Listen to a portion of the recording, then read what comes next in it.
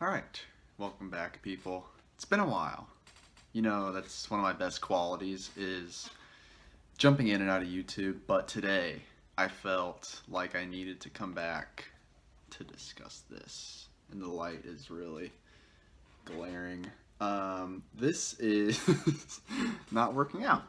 This is, there we go, Ebb and Flow by Desiree. I believe that's pronounced right. So and this was published on my birthday, by the way. So happy birthday to me, 24. Thank you very much. Um, Very nice birthday gift from her to do that. Really appreciate that. Um, I felt compelled to talk about this because this is. I just read this in like 2 hours. By the way, I just had to do it. Had to just read it all in one sitting. I was two sittings actually, but it kind of stoked something in me that I wanted to talk about, and that is the kind of ever ongoing project of yourself. This is something I talk a lot about, but I kind of want to give a different look at things because I'm usually here, rah rah, like do the best you can and love yourself and all that stuff. And to give a proper look at how things are, I think it's good to talk about the struggles. And, I'm a person that over the past, year has done a lot of work on myself. And I have documented that through two books, through this YouTube channel, through TikTok, and a bunch of other things. So it's all out there. And I do my best to show the positive side to that and how to overcome your ego and how to find what you love and how to value yourself and all that stuff. And I think an important side to it is that it really is an everyday task to work on yourself and to make yourself into who you want to be, because you really want to improve yourself every day. At least I do. And settling for yesterday's success is not an improvement. That's settling. So it's kind of a constant battle to, get better. But it's not only about getting better, it's also about fending off the stuff that I don't know if it ever goes away. And as someone that's only really been doing this for a year, really being cognizant of what's happening in my mind, I am not the best source, I guess, for that answer of whether this is something that you really have to do every day for your whole life. But I will say personally, lately, I've gone through some struggles of questioning things, and social media plays a large role in this. I'll say I've cut my social media usage back tenfold or something like that over the past few years because it really has a negative influence on your thinking. I think humans are not built to see this many opinions from people. And as much as I love TikTok, TikTok has been my frontier lately to pass because TikTok's great for the most part. You're going to get put in your algorithm. You're going to see a bunch of stuff you like. And for me, that's a mix of spirituality and golf, which is a nice mix for me. And obviously, you'll get stuff that's outside of that bubble. And there's just a lot of different ideas going on TikTok, and it's good to listen to and hear them and evaluate them. But sometimes it has me questioning whether I'm doing the right thing with my life. And a lot of the time that comes to relationships because duh, it's a tough thing to do. But I always get off TikTok, I'm like, you know what? I'm good. Like I know what I like, I know what I'm doing here. It's okay. And I actually had to kind of do a little journal thing yesterday. I'm not as good at journaling as I used to be because I don't feel like I have to do it, I guess, is really what it comes down to. But yesterday I'm like, you know what? I need to really let go of the past. And this is something I talk about a lot, letting go of the past. I'm not great at it. Sometimes I get wrapped up in things and I think about people and all that potential that never works out. And I'm like, you know what? You gotta. I wrote this to myself basically. I'm like, you gotta look back at the past year, what you've done for yourself, and what you've discovered about yourself, what you've discovered about what you want out of a partner, and you just need to chill. And something that I think it was a realization I really had today. I think it's been something I've been thinking about for a while, but I just finally broke through today that that relationship, maybe it's every relationship or the one, is a byproduct of your life. I don't think that for me personally, I don't think that dating, kind of just dating around, I know a lot of people my age do that. And I almost feel compelled to do it myself because other people do. But I just know in my nature it's not who I am because I'm big on intentionality, right? And dating to date, it doesn't feel like a very strong intention. And I don't think that love is really something that you have to go find. I think it comes to you based on how you build yourself, what you do, who you are, right? And it's kind of attracted to you. And I don't think that's a good thing to think on its own without actual experiences tied to it. But I was thinking back to earlier this year, and I've talked about on this channel, when I went to the hospital with my blood clot, I, became friendly with my nurse and blah, blah, blah. I don't want to dive back into it too much. But, you know, that was kind of an experience where I'm like, I didn't do anything to get here except have a blood clot, you know? And yet I still found a person that was someone I could see myself with. So if that is possible, then why is that not possible again, you know? How can my life, whether it's me going to the hospital or whether it's me, I don't know, presenting at some conference or something, you know, like that's something that's possible for me. That's a situation where I could run into someone. I don't have to go out of my way to do that. And I think that, and I'm realizing now this is just me confirming my beliefs on camera, essentially. But I think it's necessary, and I'll get into it later why I think that. That, I think this time in a person's life, and I'm 24, and the four people that watch this may be 24 or in that range as well. But I think our time now is best spent on either finding who we are, which I feel like I found, um, and then continuing to dig into that and doing the work we love. Like right now, I'm very open to a relationship, but I am very worried about spending time the wrong way. I think now is a great time for me to, to write, to read, to play golf and be bad at it, and do all that stuff and not have to worry about another person. And that's something that a lot of people don't agree with, right? That's something that people don't do. People go out and search a lot. And I think what I'm trying to get at is that what is common for you may not be common for other people. And that's something that Deja writes about as well. Is that, you are who you are unique, and you don't have to question that all the time.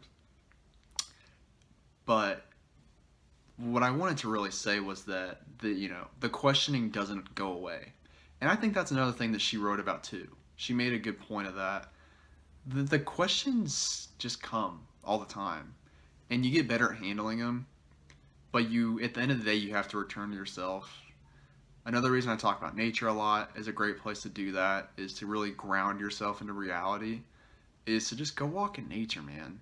Find a tree. God, trees are great. Find a tree. Just hang out. Hang out with the tree a little bit. Lay in some grass. I don't know. Whatever you got to do. Watch a stream. It's a great option. And also read. And you can read me. You could read Deja. What I've been doing lately is reading Marcus Aurelius Meditations, and that's a book that I talk about a good amount, and I have been reading lately because it just feels like a fundamental truth. Whether that's for me or for everyone, it just feels so solid in the thinking. And it's a great way to ground myself and maybe you as well. Um, this went on a tangent I didn't expect. Uh, so, but it brings me to a good point because, first of all, to praise the book, my long tangents are an example of the importance of writing short, succinct, great writing, and she did that. And I've been working on creative writing myself, and I'll link the Instagram. It's an Instagram I started. I'll link that. I think short and succinct writing is really impactful, and not everyone wants to read stuff that I write that's long, you know? Not that my books are long, but a lot of the stuff I do is longer and it can be boring for some people. I get that. But her writing is very short, very impactful, and as a fellow writer, I can appreciate that. And also as someone that reads, I can appreciate it because you don't want to read writing that drones on and it's just work. And her writing is not work. It's really nice, and I think it could be helpful to people. But another thing I wanted to talk about, and what I was saying earlier with me droning on about my beliefs, is vulnerability, and that's something this that her book does really well, and I think is really important. And it's something that I have had experience with since I published my two books. That the vulnerability may reach farther than you think, and it may reach deeper than you think. And this is another topic I've talked about, but life is really love and fear. I talk about that a lot. And hey, by the way, love and fear, ebb basically means to like retreat, and flow. I talk about flow all the time. So we're constantly battling this structure of fear. I mean, the structure of life is fear. It's you got to do this, you got to do that. If you don't, you're a loser, you're whatever. And it's scary. It's scary to not kind of fit into what other people are. And the natural flow of life is love, right? And again, something that she talks about a lot, which is, I think, why her writing resonates so well with me. That, love wins. And it sounds corny, but it really is true that what survives through all the BS is love. And to show that with each person, you have to be vulnerable. And that's something, again, I've done a lot over the past year, which has been fairly unique for me to kind of step out into that. And I've had a few occasions where people will kind of, silently come to me. Like, you're not going to see a bunch of declarations on the internet about how great your vulnerability is. But I've had a few people come to me. People say it in groups or people say it one-on-one where they're like, what you're doing is awesome. And I, you know, needed to hear that, or this pushed me to another level, or whatever it may be. And I think that's what great creative works, not necessarily just writing, but I mean, look, this book pushed me to make this video, right? That is what creating. I don't know what I was going for there. That's what creating is about. That's what my books I try to do, is what I've said with both the books is one person. I just need one person to love this, to need this. And if I don't get that, then I'm happy that I can tell the story anyway. But This is for the person out there that's never going to speak up, that's never going to say, hey, I need to hear this. And because they may not know. Sometimes you have to show them that they need it. And I think that's what's important about being vulnerable is that you can say, hey, like, I may look like I'm winning at life or whatever, but I got problems too. And that was another point in this video was that I come on here, I write, I make videos about how great life is and how you need to do this and that. And I think it's necessary to show that sometimes it's you can't kill the thinking. You can quiet it, but you can't kill it. And sometimes you have to, come back to yourself, come back to the roots and find what you know because it's amazing how easy it is to lose what we know. But the world is loud, so it is possible, and it's likely that you lose it. So it's important to keep at it. But yeah, vulnerability is great, and I'm happy that she did this. I'm happy that hopefully she'll continue to do it, and it's something that I'll continue to do as well because it's necessary. And I think I've had three people that I can recall, maybe more than that, but I've had at least three people come to me about my work and thank me. And all of them have all of them have had different reasoning, which is interesting. That three different people can read the same stuff or hear the same message and it impacts them in a different way. And that's why it's so important to do this because people have different lives. People are made up of different experiences and beliefs. And you can say the same thing to a million people and they could be impacted in a million different ways. It's something that you can't really project. And I think you just have to put the story out there, put the thoughts out there, the ideas, and let the people hear it in their own way. So, like the way I read her book is probably differently than a lot of people will read it. Because, hey, a lot of the stuff I agree with. I mean, it was amazing. I had like a moment because she said something about how you only need one. And I talk about that all the time how one event or one action can change your life. So that was crazy. But there's stuff in there too that I'm like, huh, like I never thought about that. And as readers or listeners, I think it's important to step out of our ego if possible and realize that there is stuff we don't know and there's stuff we need to hear that we may not know. We may think we're awesome, we may think we're perfect. Even if we know we're not perfect, we may think it a little bit. And it's like, huh, I never knew that. I never thought about that. And it can change a lot. So that's what's important, I think, about creating, about being vulnerable and showing the different life experiences you can have. And ultimately concluding that we all need the same stuff. We all need love. We all want happiness, respect, all that stuff, purpose. And we're all going to get there in our own way. And it may be by dating a million people, or it may just be writing books in the dark corner of your room and, you know, attracting that person over time. So it's okay to be you. It's okay to think the way you think but also challenge yourself to grow beyond that if possible.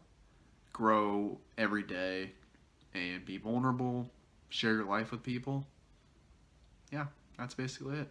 So, shout out to Desiree. I really hope I'm saying her name right. She is awesome. And yeah, she's awesome. She's an awesome writer. She's awesome. Beautiful voice. When she just reads her poetry is great too. So, shout out to her. And I'm going to put the link to my two books in the description. I'm going to put the link to my new my new Instagram in the description where I'm writing kind of like 200 to 300 word little things. I think I like them. I feel good writing them. So see what you think. And then I might throw my TikTok in there too. I make TikToks off and on when I want to ramble. just like I do here. It's like these videos, but condensed into 1 to 3 minutes. So if you're interested in that, there's that. So yeah, thank you. And I'll see you either in 2 days or 2 months, who knows? But I'll see you again. See ya.